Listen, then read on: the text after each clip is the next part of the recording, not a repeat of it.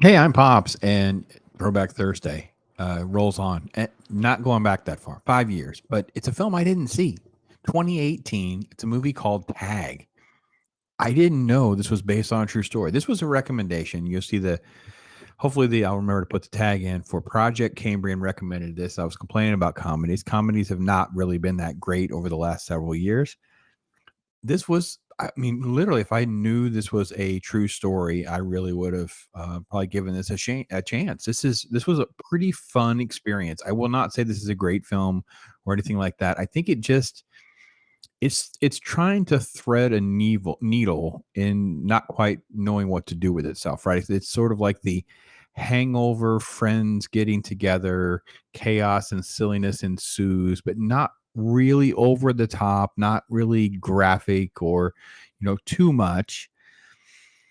And it's rooted in something that actually happened. So, starting back into like the 80s, this group of friends, Hoagie, Callahan, Chili, Sable, and this guy named Jerry. He's kind of mysterious, right? He's Jeremy Renner's character. They've played tag as an excuse every month of May as a way of sort of like bringing the gang back together, interacting in some way, shape, or form. They travel around the country for opportunities to tag the next person and that kind of thing. And I think that it is an interesting concept. And then when you add in the fact that Jerry's actually getting married, so they have a way of knowing exactly where he's going to be because for whatever reason, Jerry innately was born with the ability to never get it. He was never tagged. So he's on this 30-year streak. He's rolling along. They all know where he's going to be, when he's going to be there. And they try to, basically they try to sabotage situations. They try to sneak up on him, right? And that goes sideways. So nothing's going exactly as planned. And they have like all these little fun nuances that kind of drive the story along as far as having like they literally have like a bible of rules that date back to their child years. They have to do an amendment. They have to come up with a plan of like, oh, we're not going to do this. You're not going to mess up my wedding. So the fiance is there and they're like, well, no, you can't do tag during rehearsal dinner and the wedding and blah blah blah. Then you also have like little subtle breadcrumbs of like real serious problems within the group. Jerry is going to Alcoholics Anonymous, and there's like a little bit of effort to kind of touch on that, but it turns into just them trying to tag him, right? You see the one, so Hoagie's wife is completely insane. Isla Fisher is completely nuts. Like they won't even let her play, right? So you have different moments that are like that where that are done pretty well. I will say that Annabelle Wallace plays this Wall Street Journal reporter. This is again rooted in real life, and she's the one who kind of takes what is supposed to be a pretty uh, intense article and examination of John Hamm's character, that's Callahan's character, into this thing about tag, and that's kind of how the article got started. So cast is really strong. Jake Johnson plays comic relief as Chili, like the pothead. Sable is like the cool black dude, who's kind of like on again, off again, funny, like not consistently funny. He's definitely not the brunt of a lot of the jokes and physical comedy like some of the other guys are. Obviously, that's Ed Helms' category and Jake Johnson's category. So let me give you a little dose of some of the footage. This is from one of the trailers. So we'll get to that. Let me switch this up. Let's go over here. Ooh, why is it so blurry? Is that part of the shtick? Okay, part of the shtick. Him running for day. If I had known it was going to be the way it was, I probably would have seen it. Like there's like all this running around. So this is the wedding and them, watching and kind of giving up on their opportunity to get Jerry, right, during the ceremony and that kind of thing. And they've all gotten hurt. Um, there's been all sorts of shenanigans. And then there's a point where, again, the situation where they have Jerry trapped at that AA meeting, like in this church, and they've destroyed this church. Like there's tons of stuff happening. They have him trapped in like the concession stand because it has like a roll down gate.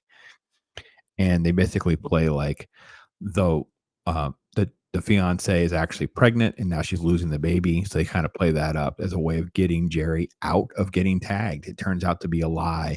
And it kind of breaks down everything. It kind of broke everything down, its first layer at least. And they kind of feel betrayed by it all. And then this is what happens. It kind of goes into this big thing where Ed Helms like, this is my chance. He just kind of breaks the rule. He's going to go for it.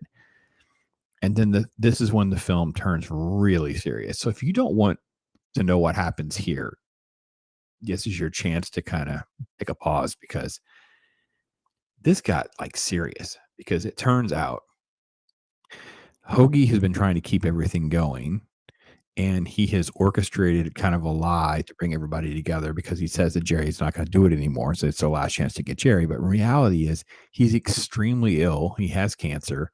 When he goes for that wedding dive, it basically breaks his body. Body's broken down. He ends up in the hospital. And that's how the movie kind of closes with all sorts of sentiment and coming together and that kind of thing. This scene, holy cow, this thing was nuts. People jumping off of railing, jumping off of the um, I know. I wish I had seen this trailer based on a true story. We're not kidding, because I did not know that.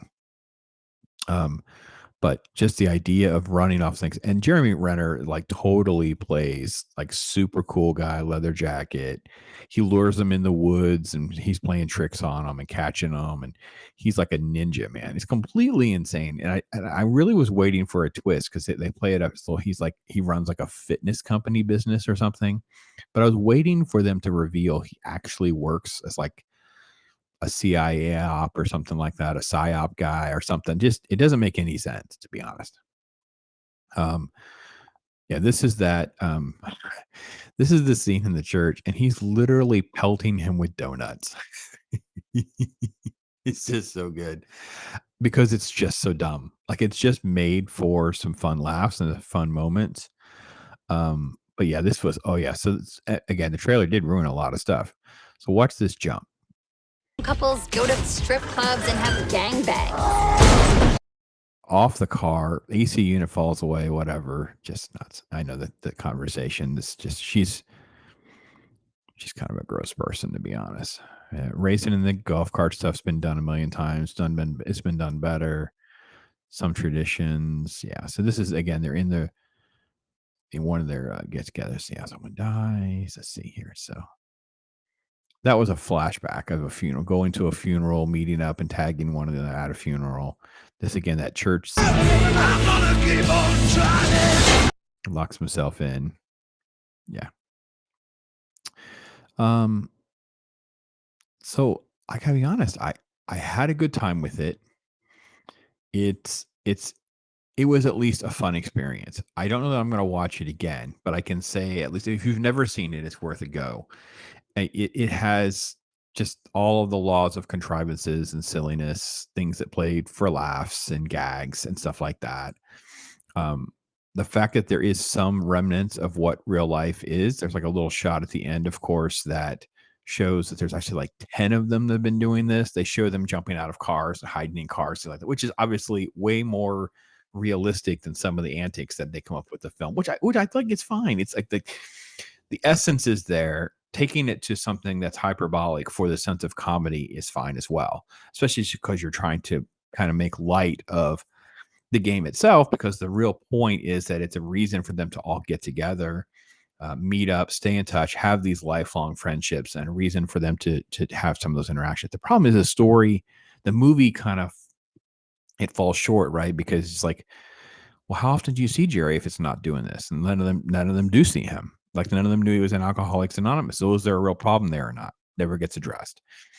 Um, there's moments like that. It just kind of goes by, and we don't really get much to go off of from it. And I found that kind of a big letdown in the grand scheme of things. I wish there'd had a little bit of meat on that bone.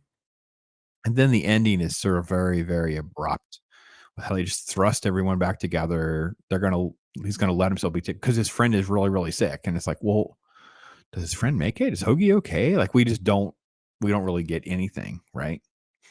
I will say this too.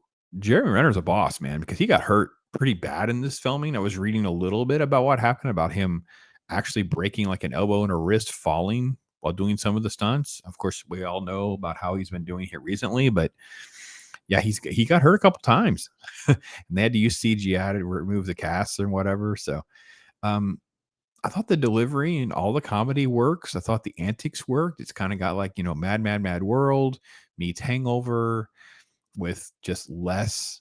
gratuitous sex and nudity stuff. It was the cussing and stuff was way over the top, especially Isla Fisher's character. Oh my goodness gracious me. They like to talk about doing a sequel. The pandemic ruined that first go around of that talk, so I don't know if we're going to see more of that or not.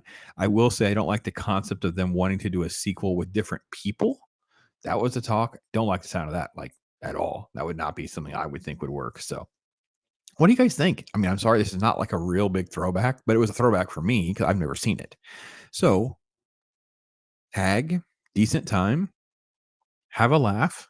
Yeah, there you go. So, that's my take on it. You guys can tell me. Thanks, Project Cambrian, again for the recommend. Appreciate you, man. Take care.